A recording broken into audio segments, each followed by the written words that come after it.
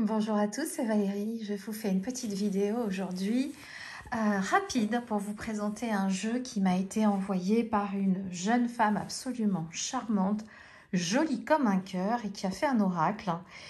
J'ai voulu participer à son projet sur Ulule, mais je suis arrivée le lendemain de la clôture. Alors je lui ai demandé si elle était OK pour en échanger un avec le mien. Et on a fait comme ça et je trouve que c'est très très bien aussi, j'adore. Les échanges. Ça fait un moment déjà que j'ai son jeu. J'ai vraiment pas du tout eu le temps Je n'ai pas pris le temps de lui consacrer une petite review et je voudrais faire ça avant de partir puisque je pars demain. C'est quand même la plus petite de la moindre des choses parce que cette jeune femme est charmante et que son oracle a vraiment quelque chose de particulier. Alors, c'est un oracle auto-édité qui s'appelle Oracle L'âme en éveil. Il a été présenté par Laurence W 2009, je le sais, je l'ai vu. Alors c'est une jeune femme qui habite à 200 km de chez moi environ et qui a conçu cet oracle pendant le confinement de 2020 et il est né cette année. Donc il arrive dans une jolie pochette en velours qui a été sérigraphiée, je ne sais pas comment on dit, enfin bon, bref, ça a été gravé, le nom de l'oracle et elle a mis plein de jolies petites choses dedans. Alors, j'adore. Une plume. Je vous ai mis mon papillon en cristal, mon agenda et une potion de sorcière concoctée avec amour par le monde d'Elébor que vous pouvez retrouver sur Etsy et qui est la créatrice du pochon de mon oracle. Elle est quand même incroyable. Voilà, c'est une petite potion de sorcière pour présenter ce jeu. Donc ce jeu arrive avec une plume et le nécessaire pour purifier le jeu. Donc un bâton de Palo Santo, ça tombe bien, j'adore ça. Une petite bougie pour consacrer. Voilà. Et what else? Je crois qu'il y a autre chose. Oui, il y a un cristal. J'aime bien. Très joli, très doux. Un cristal poli. Un cristal. Donc à nettoyer et à charger. Et le jeu arrive. Alors bien évidemment, elle m'a mis un petit mot. Merci Valérie pour cet échange qui me fait très plaisir. Magiquement, Céline. Voilà, numéro 40 sur 100. Je ne sais pas si elle en a encore, mais enfin, en tout cas, je fais cette review parce que si elle a plein de demandes, elle aura peut-être envie de faire une deuxième édition et ça serait une bonne idée. Alors, il y a d'abord le petit livret qui est comme ça, tout simple. Tout d'abord, c'est quand même un oracle divinatoire. Il y a plein de cartes de divination. En tout cas, moi, je l'ai utilisé comme ça. Je l'ai reclassé pour vous montrer la logique de l'oracle. Je crois qu'il y a une cinquantaine de cartes. On va redécouvrir ensemble, je ne me souviens plus. Il y a, alors, vous pouvez la suivre sur son Instagram, L'âme en éveil. Et elle a imprimé ça en France. Voilà. Bon, alors, il y a tout le nécessaire pour purifier son oracle, l'espace, etc. Puis, elle propose un tirage avec les prénoms qui est assez rigolo aussi. Et un tirage en étoiles. Et après, elle a pour toutes les cartes, donc je ne me souviens plus, mais je vais vous dire, je crois que c'est 50 à peu près. 52. Pour toutes les cartes, il y a des mots-clés et une petite guidance. Donc, il est facile à s'approprier. Je pense qu'il est parfait pour les débutants. Et à la fin, regardez comme elle est jolie. Et encore, elle est beaucoup plus jolie en vrai qu'en photo. Vous imaginez, je m'appelle Céline, j'ai 31 ans, je suis coiffeuse de profession, d'où la carte du travail représentant un salon de coiffure. Voilà, elle est allée au bout de ce projet. Moi, je trouve que c'est super. Je sais à quel point c'est compliqué de se lancer dans l'auto-édition. Chapeau bas. Et voilà. Donc, j'en profite aussi pour dire que j'ai soutenu un projet hier sur Ulule d'une personne. Je me souviens plus son prénom, son pseudo, c'est Blue Bird Falai, quelque chose, un projet sur Ulule, sur un petit Lenormand magique. Bon, bref, si ça vous intéresse, je le mettrai peut-être en barre d'infos. Donc voilà, alors le tout petit reproche que je peux faire, c'est que j'ai du mal à enlever les cartes. Donc la prochaine édition, il faudra prévoir un pochon un peu plus grand. Alors, Le dos des cartes reprend le mandala du pochon, qui est joli, qui est tout doux, moi qui fait quand même girly, magicienne, fée, j'aime bien. Les cartes sont carrées, j'ai oublié de les mesurer, tiens. Et oui, c'est du 10 par 10. Ce sont des cartes de 10 par 10, donc elles sont juste limite pour mes petites mains, mais je peux quand même bien les brasser, c'est pas très agréable. Les tranches sont neutres. Bon, quand je dis, hein, moi si j'ai fait le choix de l'imprimeur que j'ai fait, c'est aussi pour ce genre de détails.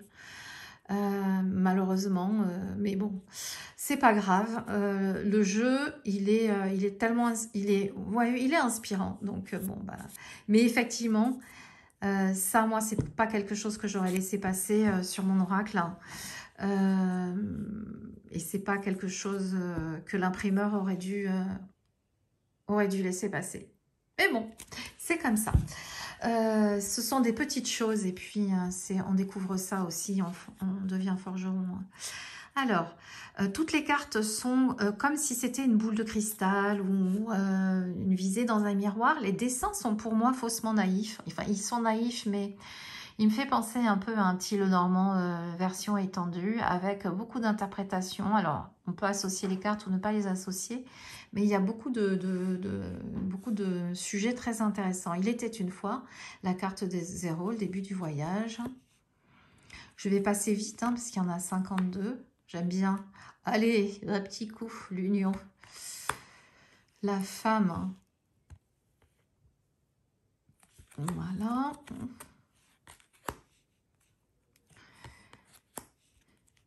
J'aime beaucoup le côté faussement naïf des dessins.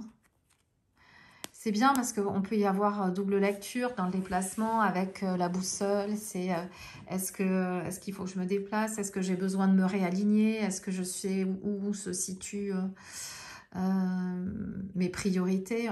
Je pense qu'on peut mettre plein de choses. Le pardon. Et oui, c'est pas moi qui vais dire le contraire. Dans tout jeu, il devrait y avoir une carte de pardon. Le repli. Alors, je crois pas que ce soit elle qui ait illustré ou elle a aidé, je sais plus, je vais vous le dire. Je me demande si c'est pas elle qui a fait le mandala en revanche. Il a vraiment un petit truc. En tout cas, moi j'ai d'autres tarots, oracles pardon, divinatoires. Eh ben, celui-là, il me plaît un peu plus. Hein, comment dire alors c'est pas pour faire de la comparaison, mais l'âme en éveil, oui, je trouve qu'il est bien connecté à l'énergie de sa créatrice. Et on sent que c'est un projet du cœur. Et la carte, oui, la carte non. Et les projets, quand on sent cette énergie-là qui vient du cœur, ben, ça fait quand même une sacrée différence. Parce que moi, quand j'ai créé mon oracle, ça m'a pris il y a 2 ans. Je ne me rendais pas compte à quel point il y en avait partout. Et puis là, il y en a encore plus. Hein. En 2 ans, déjà, ça a explosé. Et du coup, il y a aussi des jeux qui sont faits pour être faits. Mais celui-ci, il a été fait, il a été pensé, il a été amené, il a été aimé. La superficialité. Alors, moi, je suis pas du tout d'accord, Céline. Je trouve que le maquillage, c'est pas du tout superficiel. C'est indispensable. Passer un certain âge, c'est indispensable.